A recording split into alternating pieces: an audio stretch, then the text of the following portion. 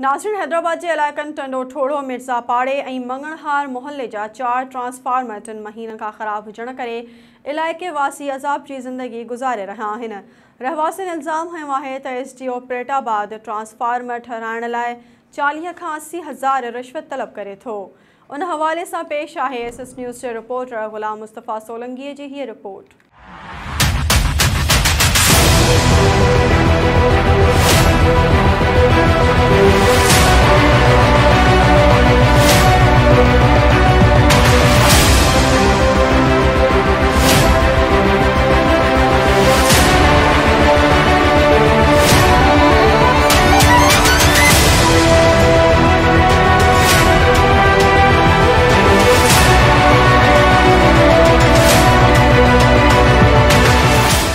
नाज़रीन, असां ही टंडो ठोड़ो मिर्ज़ापाड़ो हैदराबाद जो इलाइक़ो आहे जिते असां बीठा आहियूं। हिते जे रहवासी जेके आहिनि उहे सख़्तु परेशान आहिनि ऐं हिते 1 महीने खां जेको सो ट्रांसफार्मर सड़ी वियो आहे। उन जो वापडा वारा उहो ट्रांसफर लाइ खणी विया आहिनि, पर इन 1 महीने खां उहो वरी वापसि न लॻायो अथनि। हिते 3-4 ॿिया पाड़ा अहिड़ा आहिनि जिते ट्रांसफार्मर सड़ियल आहिनि ऐं उते बिजली न आहे ऐं हिते सख़्तु गर्मी में इलाइक़े वासी सख़्तु परेशान आहिनि ऐं ॿार रोडनि ते वेठा आहिनि ऐं उते वापडा वारा जेके आहिनि सो उहे हिकिड़े ट्रांसफार्मर लॻाइण जे लाइ 40 खां 80 हज़ार रुपया घुरनि था, जंहिंजे करे ही माण्हू गरीब माण्हू जेके आहिनि उहे पैसा नथा ॾेई सघनि। उहे 1 महीने खां बिजली खां बग़ैर हिन जदीद दौर में बि बिजली खां बग़ैर उते वेठल आहिनि। असां उनखां मालूम कयूं था त उन्हनि खे कहिड़ियूं तकलीफ़ूं आहिनि। तक़रीबन 1.5 महीनो थी वियो आहे लाइट ट्रांसफार्म खे ऐं 1.5 महीने खां असीं तक़रीबन सभई जेतिरा बि पाड़े वारा आहिनि सभु परेशान आहियूं। असीं अपील था कयूं वापदारनि सां, बराए महिरबानी हिन पाड़े खे ॾिसियो वञे ऐं जल्द सां जल्द असांखे जेको आहे ट्रांसफार्म जी महिरबानी करे इहो रसायो वञे। 1.5 लख रुपया 2 लख रुपया ट्रांसफार्म जा घुरनि था, लॻायो वञनि वरी फाटियो वञे, लॻायो वञनि वरी फाटियो वञे।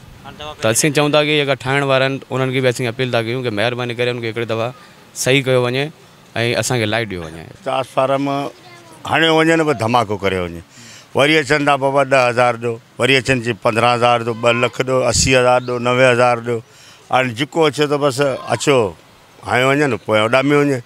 हाणे इहो थोरी आहे माण्हू बिल पिया भरनि, गवर्नमेंट खे ॾिठो वञे भेणा बिल पिया भरनि त तव्हां पंहिंजे ख़र्च सां हलायो ट्रांसफार्म। अॼु 1.5 महीनो थियो आहे हिते, ॿार बच्चा सभु गर्मी में हालत अहिड़ी ख़राब लॻी पई आहे। को बच्चे मोशन थियनि पिया की दस्त पिया थियनि, के ॾिसण वारो आहे कोन। बस बैठे हुए हैं इंतजार के अंदर के बिजली आया है कब आया। मिसाल 1 महीने से ज़्यादा हो गया। हम लोग यहाँ के लोग सब लोग परेशान हैं। मैं आपको बताऊँ तो वापडाले आते हैं, लेकिन क्या 1 या 2 दिन से ज़्यादा नहीं चलता ट्रांसफर। फिर ये लोग पैसे शुरू कर देते कि इतना पैसा दो इतना पैसा दो, तो लोग गरीब यहाँ के लोग परेशान हैं सारे और बैठे हुए हैं हाथ पे हाथ धरे हुए, क्योंकि अल्लाह वारिस है हमारा। तो भाई किसी को बोलते हैं यार लगाओ ट्रांसफार्म लगाओ, बोलते आवे 10 दिन लगेगा, 20 दिन लगेगा, 25 हज़ार मांग रहा, कोई 50,000 मांग रहा। अब गरीब आदमी कहाँ से देगा?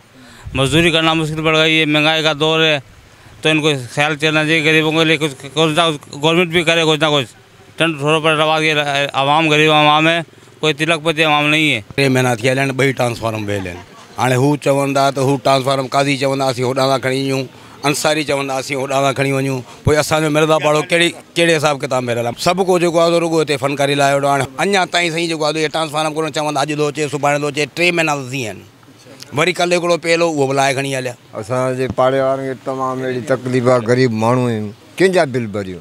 हिते त ऑफिस को माल ठाहियो ऐं गोली जो वञे, ट्रांसफार्म ॿिए ॾींहुं शाम जो वरी धमाको। पोइ हाणे ख़ुदा जाणे पंहिंजे हथ सां फाल्ट कनि, चाके ग़रीबनि खे परेशान था कनि। माना असां नाजाइज़ तमामु गवर्नमेंट जी ऐं गवर्नमेंट जे वापडा वारनि जी जास्ती आहे। ट्रांसफार्म खे माना जहिड़ो कर 1.5 महीनो पोणा 2 महीना थिया आहिनि, त खयो वञनि वरी ठाहियो अचनि त माना अधु कलाक बि पूरो कोन थो हले, यकदमि फाटियो वञे हलियो ऐं परेशान ॿार बचा ऐं सभु को माना रोज़गार वेठो आहे बेरोज़गार ऐं तंहिंखां सवाइ महांगदार।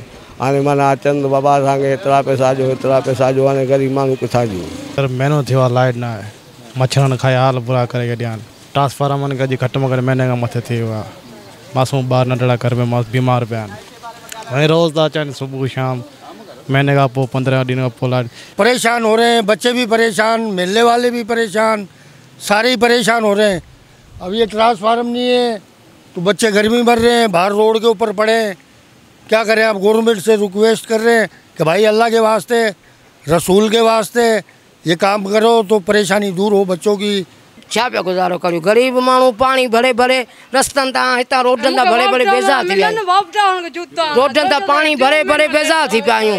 हिते 10 माण्हू असांखे ॾिसनि, असांजे कच्छनि ते दॿा आहिनि, कुलनि ते दॿा आहिनि, सॻी मासूम ॿार वठी वञूं, बेज़ार थी पिया आहियूं। 3 महीननि खां लेट बंदि आहे, को तरीक़ो कोन हूंदो आहे इहो। असीं गर्मी में मरूं पिया, केॾां वञूं, कंहिंजो अहसासु कोन अथनि, ज़ाल मन माण्हू आहिनि। असांजो गुज़ारो कहिड़ो अदा, ॾींहं जो सॼी पाणी भरियो, राति सॼी राति विंजड़ियूं हयो हयो हयो हवा बेदार थियो पोइ ना असांखे निंड सोली, ना असांजो आराम सोलो। 3 महीनो आहे लाइट बंदि आहे, अञा ट्रांसफार्मर अचे कोन थो, यकदमि फाटियो वञे, लॻल ई लॻल, अञा कंहिं लिंक ई कोन था लॻनि, फाटियो वञनि। नंढड़ा बच्चा सॼी राति पखनि हणी हणी असीं बेदार थी विया।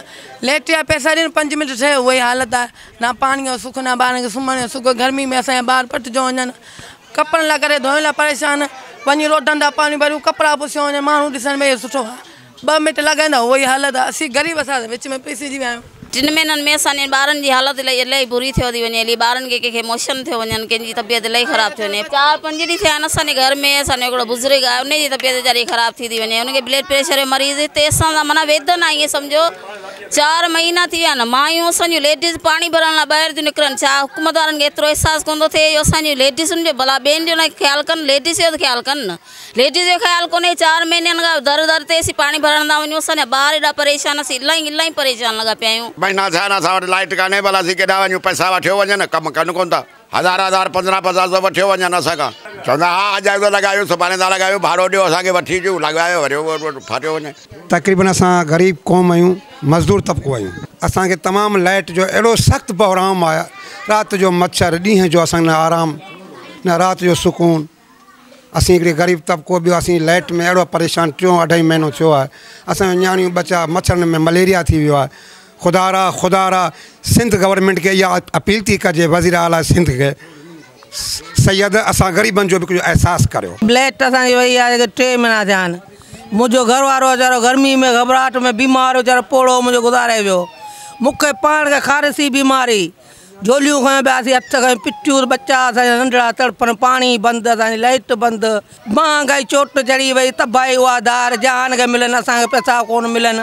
असां हुकूमत जो ॾोह कयो कहिड़ो आहे। पाणी आयो आहे घर में, घर ॿुॾी वियो मुंहिंजो, ॿार बच्चा हिते खणी आया, हिते बि लाइटूं बंदि आहिनि, सॼी राति मच्छरनि में पिया पटिजूं, ॿारनि खे दाणा फुरड़ियूं ॻड़ थी पिया आहिनि, ॿारनि खे हाणे दवाऊं वठूं, पेट जी करियूं, छाजी करियूं।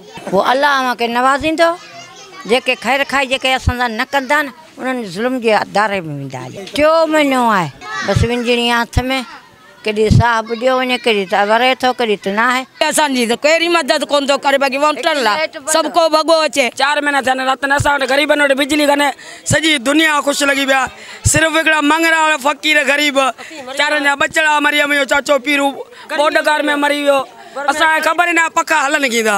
ज़ुल्म भा लॻो पियो आहे, नंढड़ा बच्चा असीं केॾां खणी वञूं, असीं लाइटूं बंदि, पाणी बंदि, मानी कान्हे पेट में, बेरोज़गारी अलॻि लॻी पिया, को धणी साईं बि निकिरे त कान थो। हीअ सभु हालत आहे, हीअ कमु आहे। नंढड़ा हेॾा ॿार ॼायो, चोरी नंढड़ी वीचारी सॼो ॾींहुं पको था हा, हीअ बि विझी, हा असांखे बिजली लॻाए ॾियो, दुआ करियूं, मरी विया आहियूं। दवायूं करियो करियो, जुलाब केॾी महिल गरमाए, केॾी महिल उल्टी, केॾी महिल ईअं ठीकु पिया करियूं।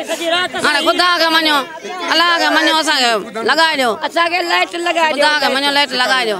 असीं ग़रीब हेॾी आवाम असांजी मंगणार, असीं ग़रीब माना असां कंहिंजे ॿुधे कोन्हे वॾनि माण्हुनि जी। वोट असांखे जेको घुरण ईंदो न हुनखे वोट कोन ॾींदासीं, बाक़ी रत मां ॻाढ़ो हुनखे करे मोकिलींदासीं, इहो असांजो वाइदो आहे मंगणार जो। छो थी वोट ॾियो, असां ग़रीब कंहिंजे ॿुधे कोन थी, वोट छा ॾियूं। थियो 4 महीनो थियो, लाइट असांजी कोन्हे, असां लाइ वयल ज़ुल्म आहे, मौला ॼाणे। ग़रीब असीं केतिरियूं त विंजड़ियूं राति ॾींहुं हणूं, पर असां ग़रीबनि जा ज़ुल्म आहे छो, असां कहिड़ो ॾोह कयो। लाइट को 3 महीने हो गए, बीमार पटक दिए लाइट ने हमें, हम बीमार पड़े, हमारी बहन बेवा इज्जत में पड़ी है, कोई सुनाई नहीं है। ये जब जाते हैं जब भी कह देते हैं पीर को आ रहा है, कल आ रहा है, पीर को आ रहा है, कोई सुनता ही नहीं गरीबों की। पूरा महल्ला इतनी अजियत में, इतने लोगों के पास गए, जो आता है वो यही कहता है आज आ रहा है, कल आ रहा है, वाप डालो को बोलो तो वो कहते हैं 10,000 दे दो, 8,000 दे दो। ट्रांसफार्मर 3 महीने से जो है ना तकरीबन उतरा हुआ है और कोई इसकी सुनवाई नहीं हो रही है। MPM वाले भी आए, PT वाले भी आए, पीपल्स पार्टी वाले भी आए, सबों ने वादा किया है, लग रहा है कोई भी जो ले गई है गवर्नमेंट वही गवर्नमेंट लगाया, कोई सा भी लगा दे भले, हमें कोई झगड़ा नहीं है किसी से।